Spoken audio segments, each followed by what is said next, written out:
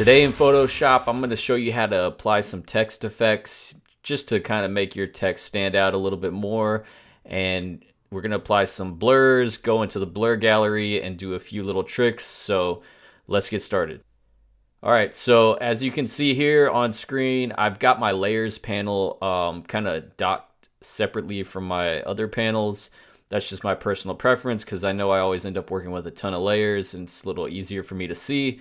So with that being said, I'm going to just go ahead and clear everything out right here because we're going to start with a whole brand new workspace, and let's just go ahead and clear all these little layers out. So you can kind of get a quick little peek at what we're going to be doing, but I'm starting with a black background, and just whatever your canvas size is set to is fine for this exercise. All we're trying to do is just adjust text, work with text, and see how we can be creative to make the text stand out a little bit more than just some default stuff on the screen. So I'm going to my horizontal type tool with the keyboard shortcut T if you want to activate it faster, or you just go to the toolbar and hit that letter T. I've got white text. That's what I'm going to work with. So the font doesn't really matter. It's up to you. Mine is Anton. I believe I downloaded that somewhere, but probably 1001fonts.com or whatever. But I'm going to just increase the size of this, and I'll place it as close to the center as possible. So we've got one layer with text, and our background layer is locked, so we don't mess with that. I'm going to copy this layer. I could just drag it down here and add a copy that way. I'll call this text blur. And the first thing you're going to notice is we're going to apply a blur filter effect. So under filter up top, if you go to blur and then Gaussian blur, we're going to get this pop-up that'll say basically if we want to convert it to a smart object, and we do. So let's click that. Basically, it'll just let us edit it later if we need to. But the radius I have, let's just set it to like 1.7 and hit OK. Won't really notice a whole lot unless I like kind of hide that bottom layer, but there's a blur there, so just trust me on that. So after we've done that, let's go ahead and copy this one again. I'll show you a different way to not copy, but duplicate it. The keyboard shortcut will be Command J. So Command J, just let me copy that. I'm going to call this one Blur Gallery because we're going to, I just put a capital L right there. That's going to bother me. But let's go to the filter with that one selected and go to Blur Gallery. And we're looking for path blur. Okay, and now you're gonna start to see some changes. So I want to deselect. So first of all, we're still in Photoshop. Photoshop is just in a like different preview window for this effect essentially. All right, so when we hit OK or cancel up top, it's going to take us back to where we were with all of our layers in the main workspace. So just don't worry about, don't freak out about that. Let's go ahead on these options for the blur tools under path blur with it selected, of course. Deselect centered blur. We don't want that, okay? And you can kind of see what's happening here a little bit. I'm going to go ahead and move this arrow by clicking on the circle in the middle and dragging it up some just to angle it. And I can grab the middle little circle and drag it down. We'll adjust these quite a bit in just a moment, but if you see here under path blur options again where it says speed, I'm going to just increase that and see like if I like something. It's starting to look pretty good. Taper I have at 0%. You can kind of see what happens a little bit, but this looks pretty good. I mean, it's like my first little adjustment. Sometimes you might have to adjust these a little bit more. Just depends on what you're going for in your mind. I think this one is pretty good right there. So if I'm happy with that, I'm going to hit OK. And then, you know, we've got that effect. That's nice, but let's go ahead and make another copy. I'll, again, if you forgot the Command J shortcut, So we're going to duplicate that layer, and you can kind of see what's happened. It's like if we double click under blur gallery, we can go back in here and adjust that second one we made. So I mean, we could tweak it a little bit more, just angle it differently. And if you're happy with that, again, you can change the speed and all that stuff. So if you're happy with that, hit OK. For that top one though, let's lower the opacity just a little bit to like 75%. And with that layer selected on my keyboard, I could hold shift and like my arrow keys and move it up some, just if I want to kind of angle it differently. So this effect is pretty, I guess, trendy or whatever for a lot of graphics you'll see lately.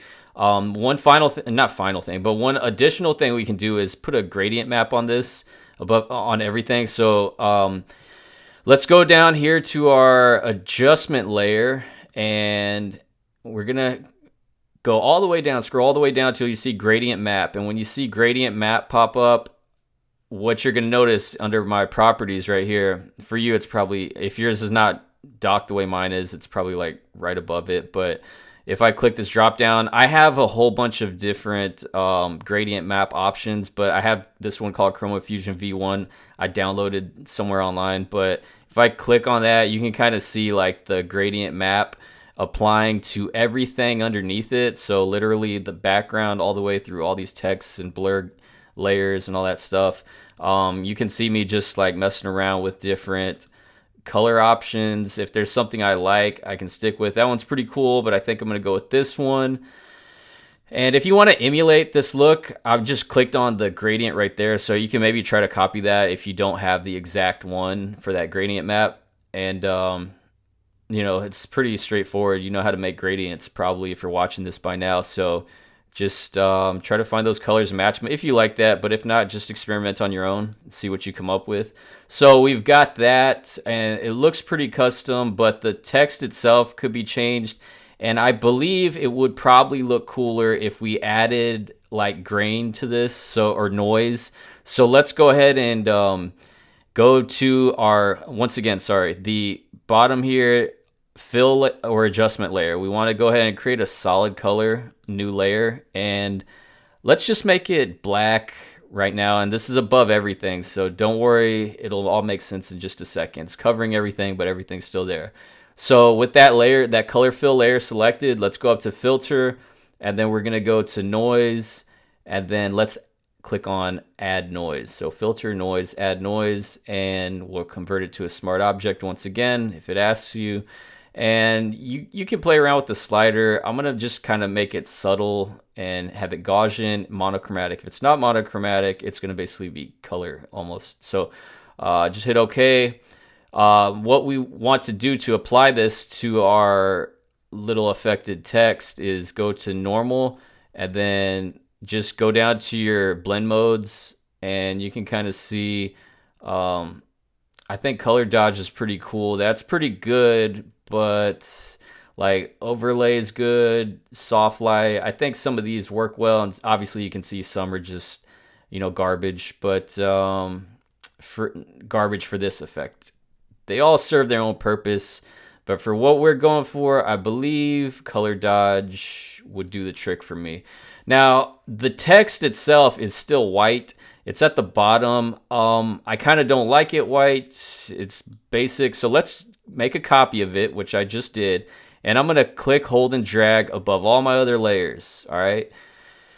And with that selected, I can go to my blending options here, click on that, and now I can change my layer style. So if I want to put a gradient on it, I could. This looks kind of weird. Maybe if I change the mode to like screen or something else. Nope, that's not working for me. Maybe if I lower the opacity and have it normal. Nah, I mean, it's just about experimentation. So I'm going to probably go with the solid color. I think that's probably my best bet. So we'll just go to color overlay. Obviously this pink is not going to work, but maybe the yellow, but then we'll add some other additional effects to it. It's set to pin light for the blend mode on that. Let me just see what normal looks like real quick. Nah, it's pin light for sure. For me on this color scheme I'm going with, but There's bevel and emboss. Of course, that's not going to work. Inner shadows, maybe. I think inner glow looks pretty good. You can see it's like bringing in. So there's without it, and here's with it. It's bringing in some of the white, almost as if it's responding to that um, weird gradient map. It almost looks like a flame behind it or something, but and then if I click satin, just based on the defaults I've got on there, you can kind of see it kind of darkens that yellow a little bit. So I think that works also. And then if I have to drop shadow, but like adjust the opacity significantly, it'll help the text stand out a little bit more. I think like something like 3%, something crazy small. I mean, you could do more with this. You can go crazy with it. I could like take this text effect. I mean, not text effect. This text layer with all the effects applied to it, and play around with some other filters. Like, let's just go ahead and look at the liquify filter, for example. We'll convert it to a smart object again, and I can take like you have all these brush tool options here, but just know this default. If we just start to drag it down a little bit, it'll kind of create like a little liquefied you know, effect that's just a little unique. It kind of looks weird, but if I'm happy with that and I hit OK, you'll see what happens, and it's gone ahead and made that little change.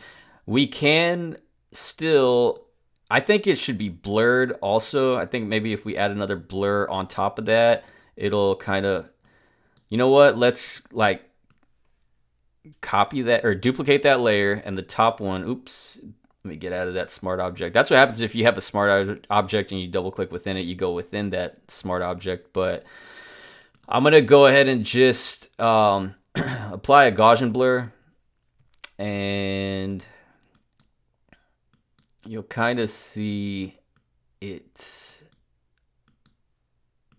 kind of peeking through. I think that looks all right. It's maybe, you can go even more crazy and add some of the path blurs going downwards as well.